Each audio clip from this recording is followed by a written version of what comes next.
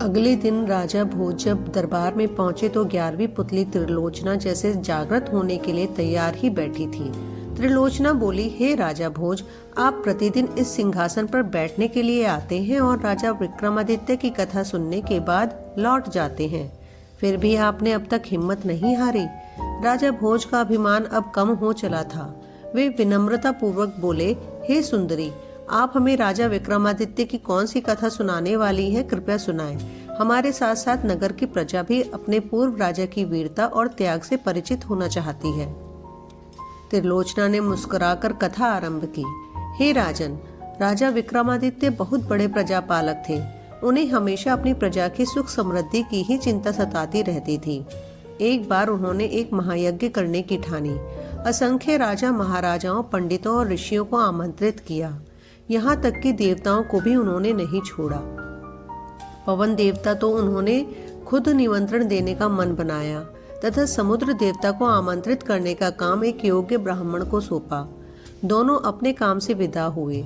जब विक्रम वन में पहुंचे तो उन्होंने ध्यान करना शुरू किया ताकि पवन देव का पता ठिकाना ज्ञात हो। योग साधना से पता चला कि पवन देव आजकल सुमेरु पर्वत पर वास करते हैं। उन्होंने सोचा, अगर सुमेरु पर्वत पर पवन देवता का आह्वान किया जाए तो उनके दर्शन हो सकते हैं। उन्होंने दोनों बेतालों का स्मरण किया तो वे उपस्थित हो गए। उन्होंने उन्हें अपना उद्देश्य बताया। बेतालों ने उन्हें आनन फानन में सुमेरु पर्वत की चोटी पर पहुंचा दिया। चोटी पर इतनी तेज हवा थी कि पैर जमाना मुश्किल था। बड़े बड़े वृक्ष और चट्टान अपनी जगह से उड़कर दूर चले जा रहे थे, मगर विक्रम तनिक भी विचलित नहीं हुए। वे योग साधना में सिद्धहस्त थे, इसीलिए एक जगह अचल होकर बैठ गए। बाहरी दुनिया को भूलकर पवन देव की साधना में रत हो गए। ना कुछ खाना, ना पीना, सोना और आराम करना भूलकर साधना में लीन रहे। आखिरकार पवन देव ने सुधि ली। हवा का बहना बिल्कुल थम गया। मंद मंद बहती हुई वायु शरीर की सारी थकान मिटाने लगी। आकाशवाणी हुई, हे राजा विक्रमादित्य, तुम्हारी साधना से हम प्रसन्न हुए, अपनी इच्छा बताएं।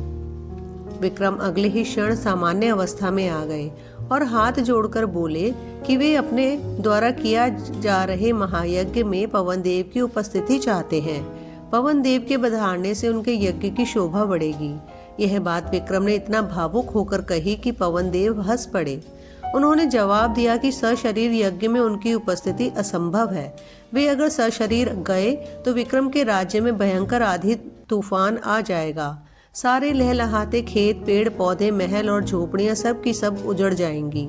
रही उनकी उपस्थिति की बात, तो संसार के हर कोने में उनका वास है, इसलिए वे अप्रत्यक्ष रूप में उस महायज्ञ में भी उपस्थित रहेंगे। विक्रम उनका अभिप्राय समझकर चुप हो गए। पवन देव ने उन्हें आशीर्वाद देते हुए कहा कि उनके राज्य में कभी अनावृष्टि नहीं होगी और कभी दुर्भिक्ष का सामना उनकी प्रजा नहीं करेगी। उन्होंने विक्रम को कामधेनु गाय देते हुए कहा कि इसकी कृपा से कभी भी विक्रम के राज्य में दूध की कमी नहीं होगी। जब पवन देव लुप्त हो गए तो विक्रमादित्य ने दोनों बेतालों का स्मरण किया और बेताल उन्हें लेकर उनके राज्य की सीमा तक आए। जिस ब्राह्मण को विक्रम ने समुद्र देवता को आमंत्रित करने का भार सौंपा था, वह काफी कठिनाइयों को झेलता हुआ सागर तट पर पहुंचा। उसने कमर तक सागर में घुसकर समुद्र देवता का आह्वान किया। उसने बार बार दोहराया कि महाराज विक्रमादित्य महायज्ञ कर रहे हैं और वह उनका दूत बनकर उन्हें आमंत्रित करने आया है। अंत में समुद्र देवता असीम गहराइयों से निकलकर उसके सामने प्रकट हुए। उन्होंने ब्राह्मण से कहा कि उन्हें उस महायज्ञ के बारे में पवन देवता ने सब कुछ बता दिया है।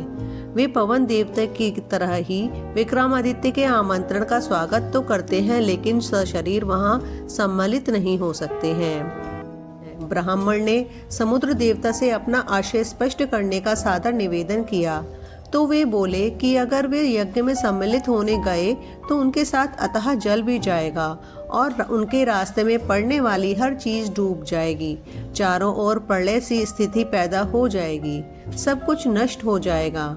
जब ब्राह्मण ने जानना चाहा कि उनके लिए उनका क्या आदेश है, तो समुद्र देवता बोले कि वे विक्रम को सकुशल महायज्ञ संपन्न कराने के लिए शुभकामनाएं देते हैं। अप्रत्यक्ष रूप में यज्ञ में अधोपति विक्रम उन्हें महसूस करेंगे, क्योंकि जल की एक एक बूंद में उनका वास है। यज्ञ में जो जल प्रयुक्त होगा उसमें भी वे उपस्थित रहेंगे। उसके बाद उन्होंने ब्राह्मण को 5 रत्न और एक घोड़ा देते हुए कहा, मेरी ओर से राजा विक्रमादित्य को ये उपहार दे देना। ब्राह्मण घोड़ा और रत्न लेकर वापस चल पड़ा। उसको पैदल चलता देख वह घोड़ा मनुष्य की बोली में उससे बोला कि इस लंबे सफर के लिए वह उसकी पीठ पर सवार क्यों नहीं हो जाता। उसके नानुकुर करने पर घोड़े ने उसे समझाया कि वह राजा का दूत है, इसलिए उसके उपहार का उपयोग वह कर सकता है। ब्राह्मण जब राजी होकर बैठ गया तो वह घोड़ा पवन वेग से उसे विक्रम के दरबार ले आया। घोड़े की सवारी के दौरान उसके मन में इच्छा जगी, काश यह घोड़ा मेरा होता। जब विक्रम को उसने समुद्र देवता से अपनी बातचीत सविस्तार बताई और उन्हें उनके दिए हुए उपहार दिए, तब बिना कुछ कहे ही राजा विक्रमादित्य ने कहा कि 5 रत्न तथा घोड़ा ब्राह्मण को ही प्राप्त होने चाहिए। चूंकि रास्ते में आने वाली सारी कठिनाइयां उसने राजा की खातिर हंसकर झेली। उनकी बात सुनकर समुद्र देवता तक पहुंचाने के लिए उसने कठिन साधना की। ब्राह्मण रत्न और घोड़ा पाकर अति प्रसन्न हुआ। इतना कहकर त्रिलोचना बोली, राजन, विक्रमादित्य की तरह प्रजापालक और अत्यंत दयालु राजा ना हुआ है और ना होगा। अगर इस सिंहासन पर बैठने की लालसा है तो आपको भी उनके गुणों को आत्मसात करना होगा। त्रिलोचना पुनः पुतली के रूप में सिंहासन पर स्थापित हो गई। For more videos please like and subscribe the channel.